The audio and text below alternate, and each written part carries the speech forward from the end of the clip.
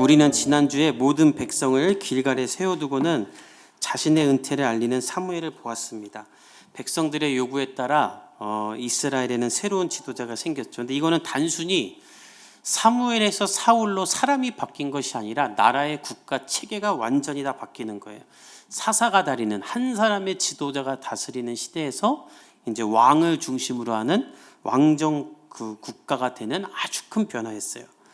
사람들은 너무나 좋아했지만 사무엘은 이 변화에 대해 기뻐할 수가 없었습니다. 왜냐하면 이 변화가 하나님이 하나님의 때에 하나님의 계획 속에 이루어진 것이 아니라 이스라엘 백성들의 불순한 마음에서 시작됐기 때문이에요. 우리가 이제 제가 계속 반복적으로 얘기하기 때문에 오해하지 말아야 될 것이 있어요. 하나님은 왕을 세우는 것을 금지하지 않으셨어요. 신명기에 보면 이스라엘 백성들이 이제 나라를 형성할 때 왕을 세울 때는 어떻게 세워라 하면서 구체적으로 다 말씀해 주셨어요. 즉 이 얘기는 하나님도 이스라엘에 왕을 세우고자 하는 계획이 있으셨어요. 그래서 왕을 세워주는 거예요. 근데 다만 하나님은 하나님이 왕을 세울 때를 이렇게 계획하고 계셨어요. 그래서 하나님은 그때까지 이스라엘 백성들을 완전하고 완벽하게 안전하게 다스리셨던 거예요. 직접. 근데 이스라엘 백성들이 그것을 기다리지 못하고 주변 국가를 보면서 우리도 빨리 왕을 세워야겠다라고 말하며 아브라함이 마치 이삭을 기다리지 못하고 종을 취해 이스마엘을 낳은 것처럼 하나님을 버리고 왕을 세워놓은 거예요. 즉 이 왕을 세울 때에 이들의 마음의 동기는 우리는 하나님보다 왕이 필요하다라는 하나님을 버리는 죄악이 있었던 거예요. 근데 이들은 그런 생각을 하나도 하지도 못하고 그냥 사울이 앞에 서 있으니까 이제 왕이 생겼다 하고 기뻐만 하고 있는 거예요. 그때 사무엘은 이들의 죄를 분명히 지적하고 이스라엘 백성들이 새로운 시대를 맞이하기를 원했어요. 그래서 지난주에 본 것처럼 이스라엘 백성들에게 잊을 수 없는 메시지를 던지기 전에 먼저 자신의 결백함을 나타냅니다.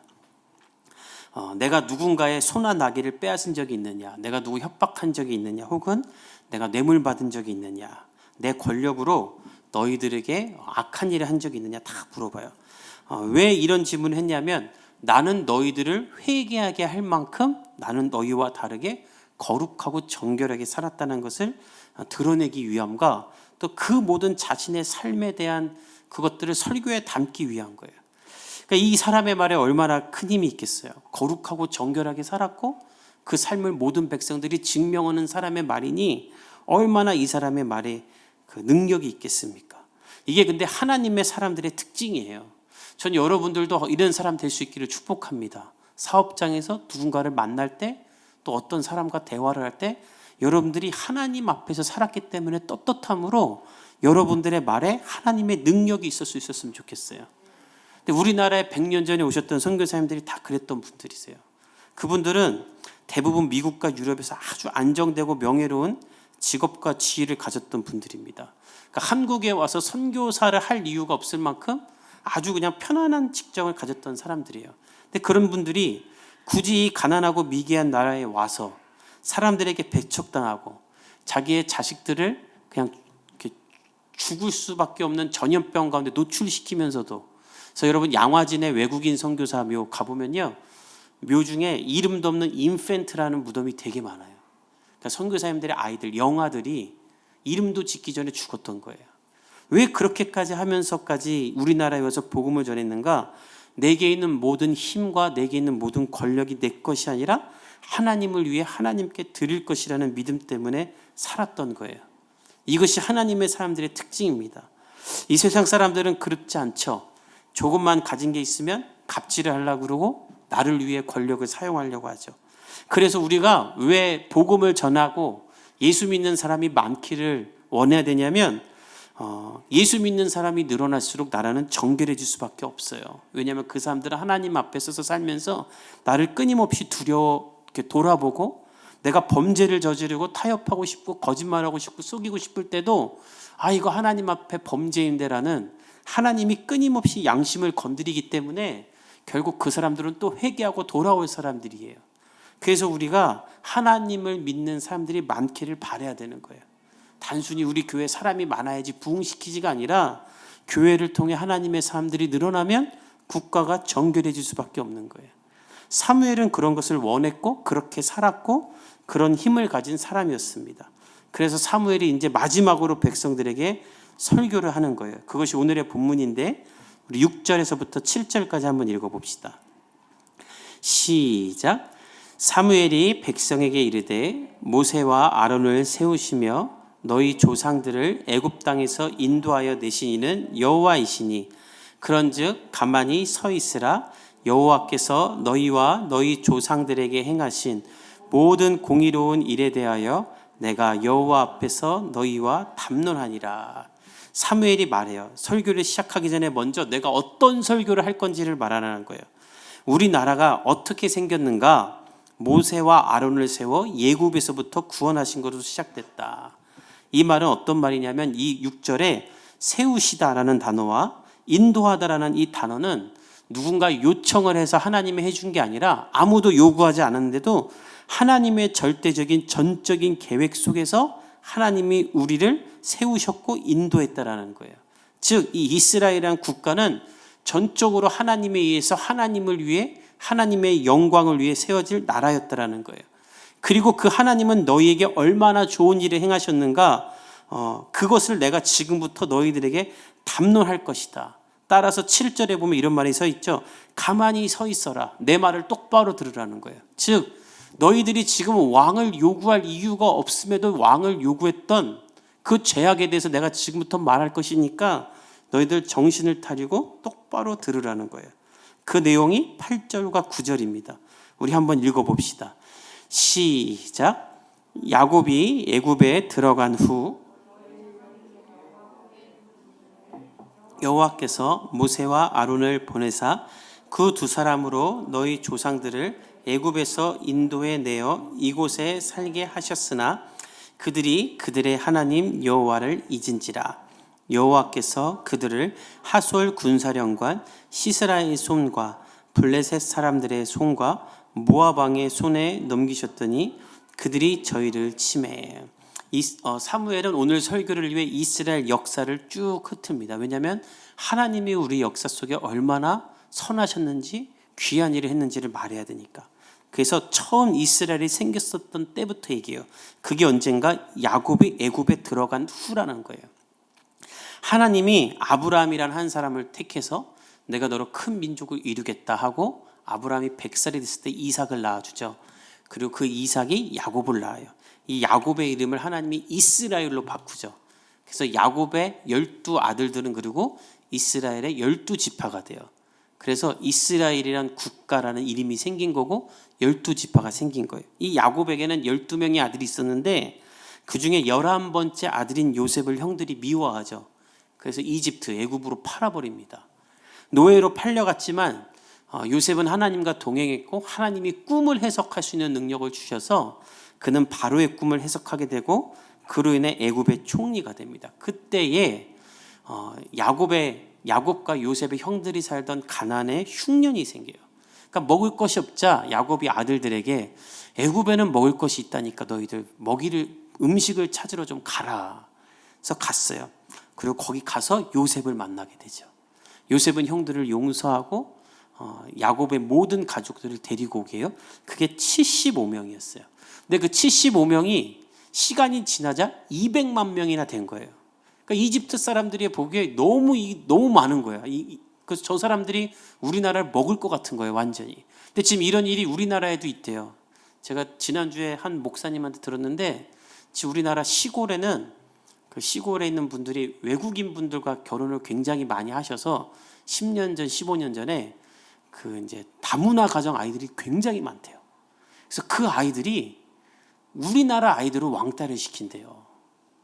그래서 한 초등학교에 그러니까 엄마 아빠가 다 한국인인 아이가 딱 2명 있대요. 근데 그 2명이 누구냐면 그 시골교회 목사님 자녀 2이래요. 나머지는 다 다문화 가정 아이들이래요. 그래서 그 아이들이 목사님 가정 아이들을 왕따 시키는 거예요. 너네만 엄마 아빠 다 한국 사람이라고. 그래서 우리가 참 이런 것도 우리가 할 일인데 애굽 사람들은 그랬던 거예요. 아니 쟤네들 너무 많다. 우리나라에 200만 명의 한 민족이 들어왔다고 생각해 보십시오. 그러니까 이 바로 왕이 안 되겠다. 쟤네들을 우리가 노예로 부려먹지 않는 한 그러니까 짓누르지 않는 한 우리가 나라를 뺏길 수 있겠다 해가지고 아주 그냥 너무 힘들게 부려먹어요. 그때 하나님은 그들의 고통을 들으시고 모세와 아론을 통해 애굽에서 구원을 하시죠. 그리고 원래 야곱이 살았던 가나안 땅으로 들어와서 민족으로 이루어 살게 하셨어요. 땅을 주셨어요. 얼마나 큰 은혜입니까? 근데 그들이 거기서 그렇게 평안하게 살게 되자 9절의 앞부분에 무슨 말이 있어요? 그들이 그들의 하나님 여호와를 잊어버렸다. 평안한 땅에서 살게 되자 하나님을 잊어버린 거예요. 근데 이 잊어버렸다가 바빠서 혹은 뭐 그래서 그냥 잊었다는 게 아니라 원문을 보면 지워버렸다라는 거예요. 하나님을 내 삶에서 지워버린 거예요. 우리 역사에서 지워버린 거예요. 노예로 살던 나를 구원하셨던 하나님, 우리에게 땅을 주신 하나님, 번성하게 하셨고 우리를 돌보신 하나님을 그냥 완전히 지워버린 거예요. 마치 우리나라처럼. 우리나라 역사도 이걸 다 지우죠. 선교사님들이 와서 우리나라 가운데 했던 귀한 일들이 있잖아요. 말도 안 되는 일을 했잖아요. 병원을 세워주고. 아니 왜 미국에 교수하던 사람들이 우리나라 와서 병원을 세워주고 학교를 세워줍니까? 아까 말했던 것처럼 자기 아들 죽으면서 왜 돌봅니까? 근데 이런 거 역사 시간에 배우나요? 안 가르쳐요. 우리나라 안 가르쳐요. 그리고 그때 세웠던 우리나라가 선교사님들 왔을 때 왜 술을 안 먹겠냐면요. 우리나라 전 국민이 술을 먹을 돈이 학교를 고등학교 600개, 중학교 600개 세울 돈이었대요. 1년 술 소비량이. 그러니까 술에 쩐 나라예요. 그래서 선교사님들이 술 먹지 말아라, 술 취해 있지 말라 하면서 금주운동을 하고 그런 돈들을 모아서 학교를 세웠다는 거예요. 근데 그 학교들이 아직도 500개나 남아있어요, 우리나라에. 근데 이제 사학법이 개정되면서 이제 학교에서 그 선교사님들이 하나님의 사람으로 키우려고 만든 학교인데 예배 못 드리게 하고 또 이제 종교의 자유를 줘야 된다고 하면서 채용할 때도 예수 믿는 사람만 채용하는 것이 불법이다 이렇게 말하죠. 그러니까 학교를 그냥 이렇게 그 학교를 세운 목적과 이념을 없애버리는 거예요. 그러면서도 낙태와 동성애는 인정하는 나라. 하나님을 지워버리는 거예요. 근데 이런 게 우리나라뿐만 아니라 모든 나라들이 그래요. 하나님이 주셨던 은혜와 축복은 잊어버리고 세상의 문화와 죄와 쾌락을 쫓아서 살아가는 거예요. 그래서 하나님은 그때 어떻게 하셨냐면 그들을 9절에 보면 시스라의 손과 블레셋의 손과 모압 왕의 손에 넘겨 그들을 치게 만들었다. 즉 하나님이 보호해주지 않는 거예요.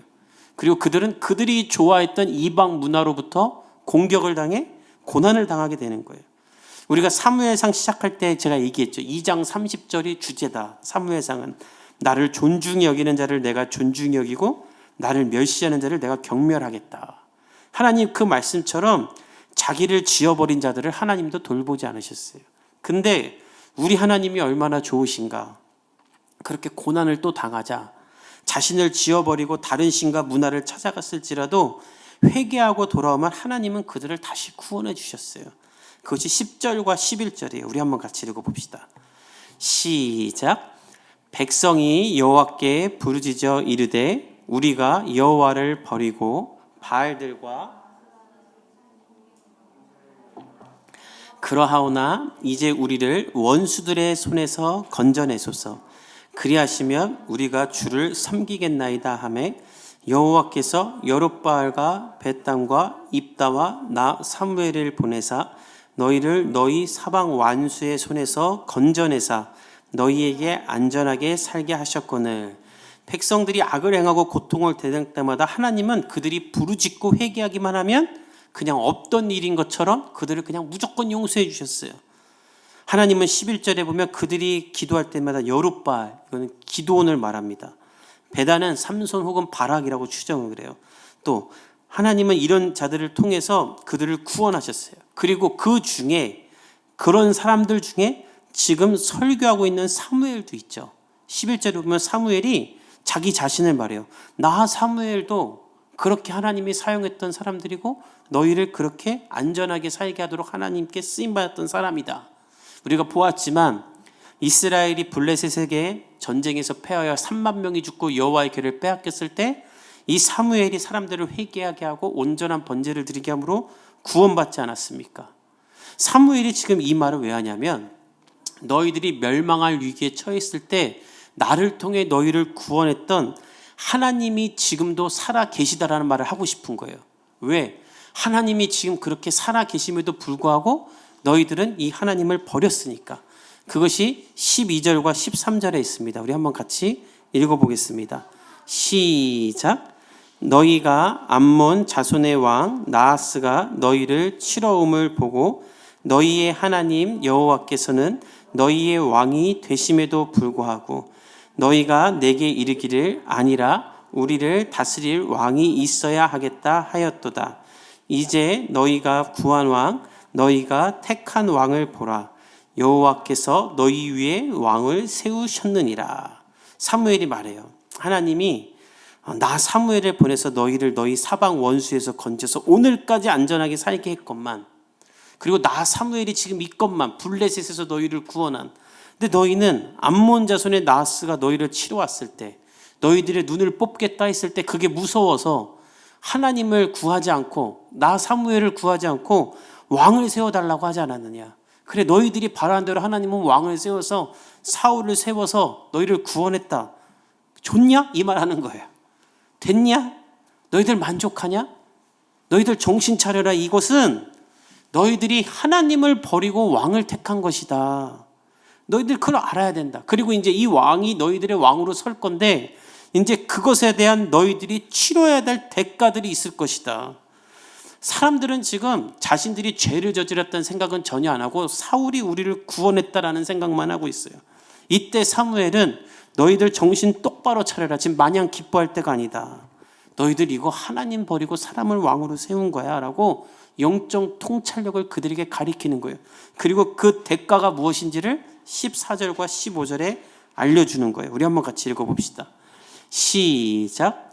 너희가 만일 여호와를 경외하며 그를 섬기며 그의 목소리를 듣고 여호와의 명령을 거역하지 아니하며 또 너희가 너희를 다스리는 왕이 너희의 하나님 여호와를 따르면 좋겠지만은 너희가 만일 여호와의 목소리를 듣지 아니하고 여호와의 명령을 거역하면 여호와의 손이 너희의 조상들을 치신 것 같이 너희를 치실 것이다.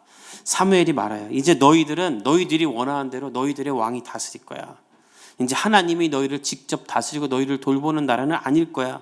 자, 따라서 이제부터 너희도 하나님과의 지킬 것이 생긴다. 이제부터 너희가 하나님을 경외하며 섬기고 그의 목소리를 듣고 하나님의 명령을 지키면 좋겠지만 또 너희가 세운 너희의 왕도 하나님을 잘 따르고 하나님 앞에 순종하면 좋겠지만 만일 그렇지 아니하면 하나님은 너희 조상들을 친 것까지 너희를 칠 것이다.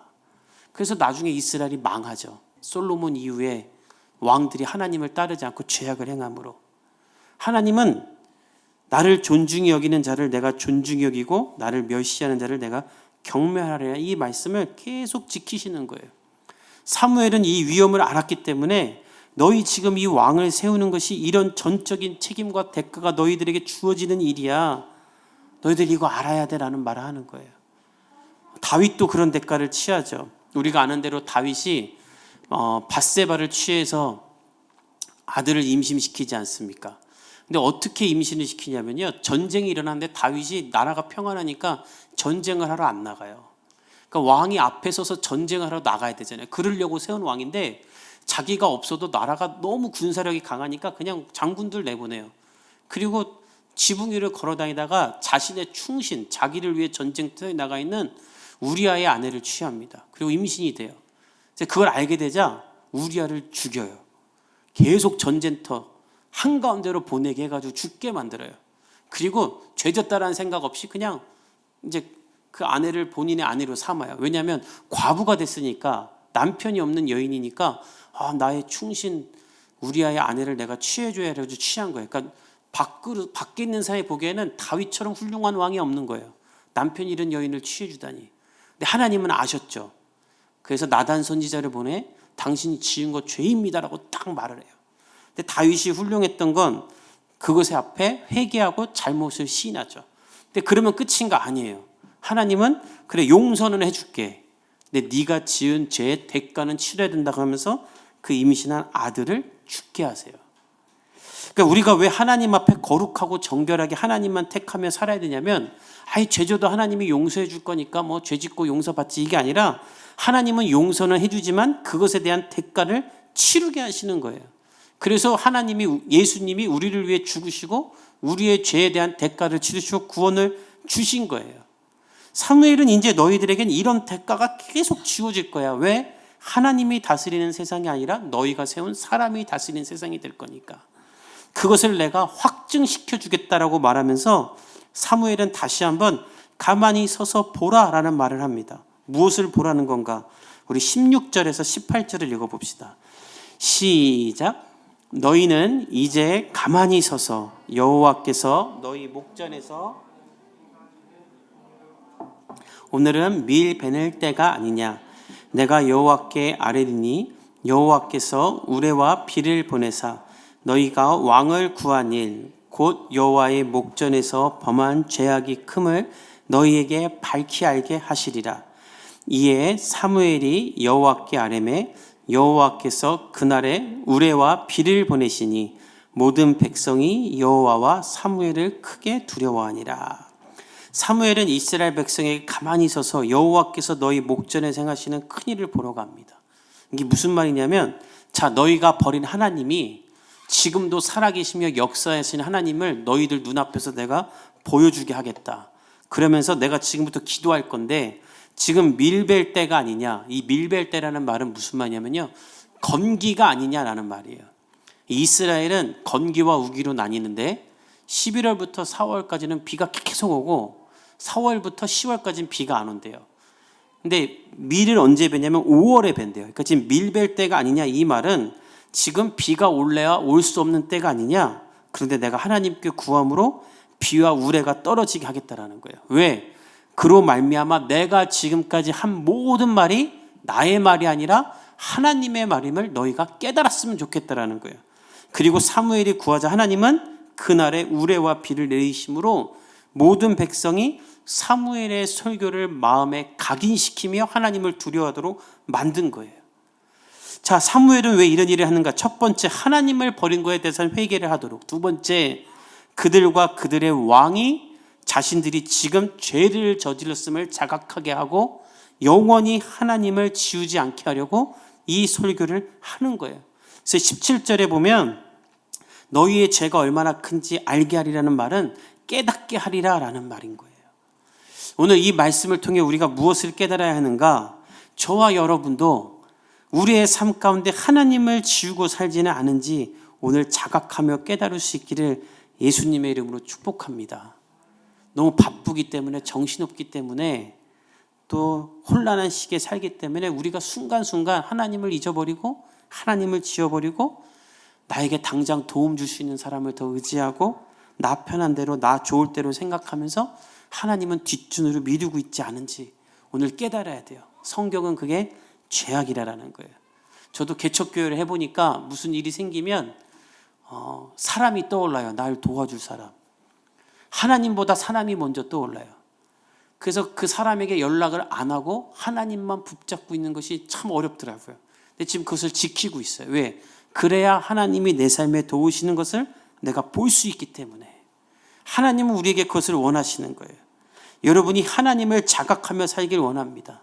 돌아오는 한 주 바쁜 대로 흘러가는 대로 살지 말고 매일 하루 10분이라도 하나님을 기억하며 하나님 앞에 여러분을 비추며 살 수 있기를 예수님의 이름으로 축복합니다. 좋다는 대로, 시대가 흘러가는 대로 가면 안 돼요. 오늘 사무엘 보십시오. 그냥 솔직히 말하면 이스라엘 백성들 다 좋아하는데 혼자 초치는 거예요. 왕 세우는데. 너희들 이거 왕 세운다고 좋아할 게 아니라면서. 왜 그런 일을 하는가? 그는 영적 통찰력이 있었어요. 이것이 하나님이 기뻐하실 것이 아니라는 것을. 우리도 그런 통찰력이 있어야 됩니다.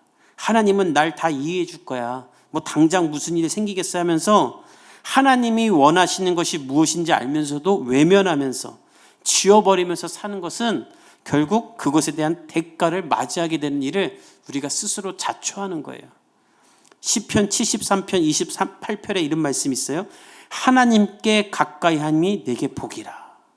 하나님을 찾고 하나님을 바라보면 하나님이 여러분의 삶을 다스리고 인도하는 것을 경험하게 될 것입니다. 우리 돌아오는 한 주 매일 10분이라도 하나님 앞에 기도하고 10분이라도 큐티하면서 하나님 앞에 나를 비추고 하나님 앞에 나를 자각하며 돌아오는 복음의 성도들이 되기를 예수님의 이름으로 축복합니다. 주님이 여러분을 지키시고 보호하시고 인도하실 줄 믿습니다. 우리 함께 기도하겠습니다.